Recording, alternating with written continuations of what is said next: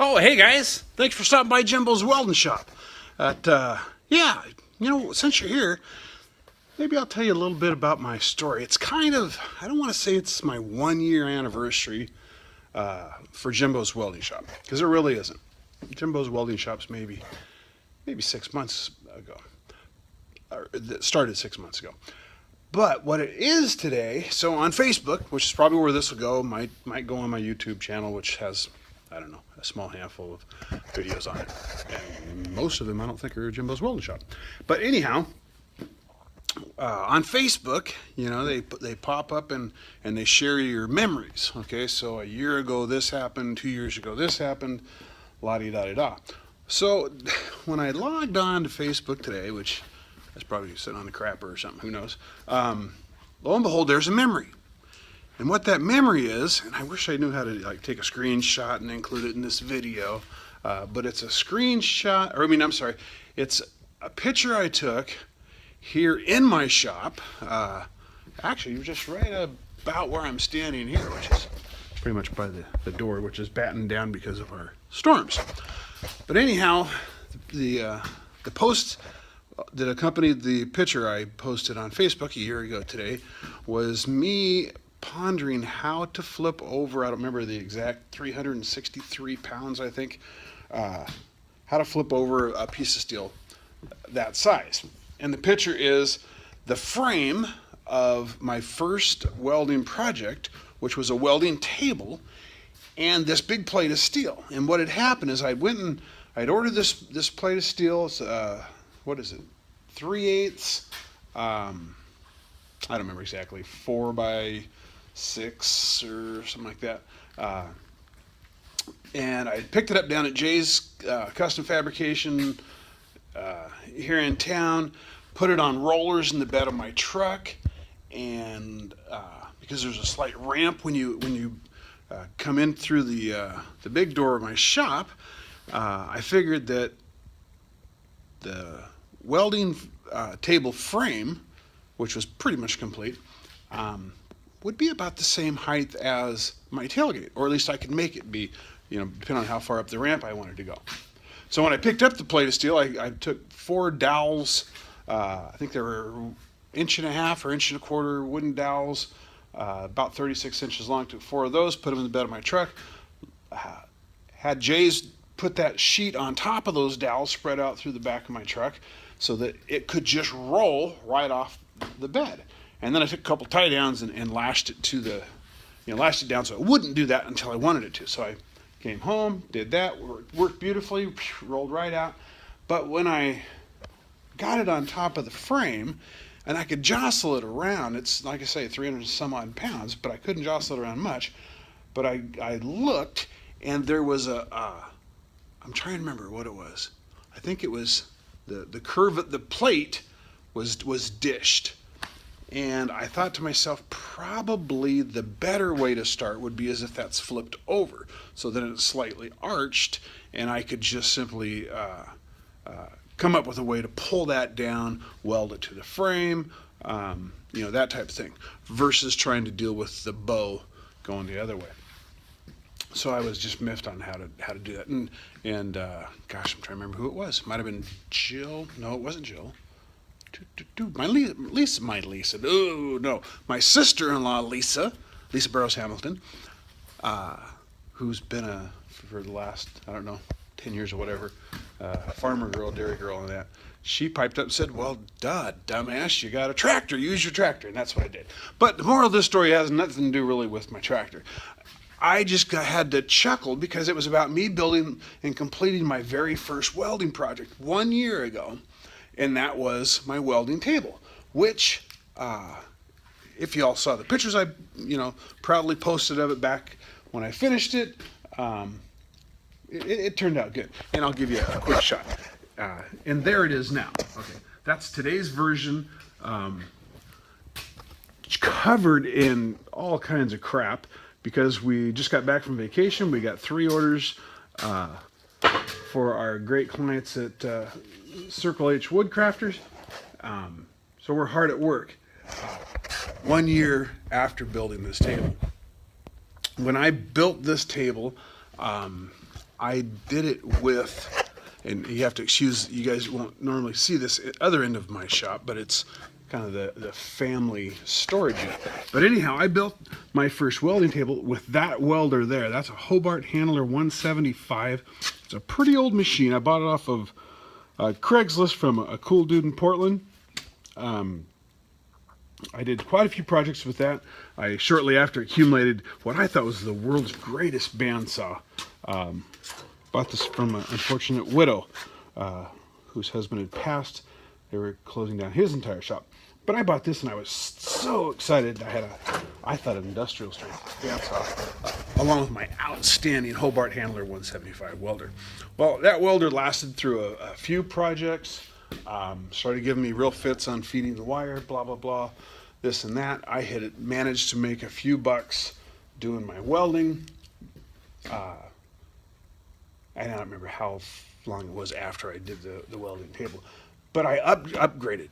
And I've done a few upgrades through the shop, and that's kind of what makes me chuckle, because I had nothing just a year ago, and today I've upgraded most of my equipment to the point that I'm now going to be branching out and buying things that I don't necessarily need right now, but that I think will be essential for the shop in our, what we'll call our 2 to 3 year plan. So yeah, basically I showed you what I had. I had the Hobart Handler 175. I had that goofy bandsaw. I also had a 14-inch abrasive chop saw that I bought from Harbor Freight. And I ordered a handful of these clamps, and that's what got me going. So, flash forward 365 days later, we still have the Hobart Handler 175, but if you all remember, we upgraded to a brand spanking new Millermatic 211, phenomenal MIG machine. Then down below here, this is not the world's greatest machine, but that's a Parker Plasma Tech 50 /200. That's a multi-purpose machine. Does plasma cutting, TIG welding, and also stick welding. Although we've not used it a ton. We've used the plasma cutter a few times. Used it the other day to hack a bracket off of Zach's truck and reposition it. But we've done that with our machines. Quick funny story, if you look down here, that gas bottle there, that's not the same one, but I started with exactly one of those bottles from Harbor Freight. I don't even know what it is, 40 or 20 or maybe less than that cubic inches of gas. I've since then upgraded, I believe, 4 times. Justin would always tell me, well, if you just go up, it's $20 for the next size up, blah, blah, blah. And long story short, now this is our go-to bottle now for our MIG machine. The other small one is for the TIG machine. But we've done that. We've acquired the belt sander 4x9 38-inch belt sander. We upgraded, got rid of the abrasive 14-inch abrasive hacksaw that we got at Harbor Freight. We also upgraded that one time, put a $140, I don't know, some wonder blade on it that was supposed to be much better, that I absolutely did not care for. But we upgraded from that. I passed that on to a friend that I hope can soon acquire all the things he wants to get back into what he loves doing as well. But then we got this Evolution Rage 2 14-inch dry cut hacksaw, which is the bomb. Paid for itself literally the very first project after we bought that. I had a project, I don't remember what it was I was building, but it had a bunch of cuts, and that thing saved me huge.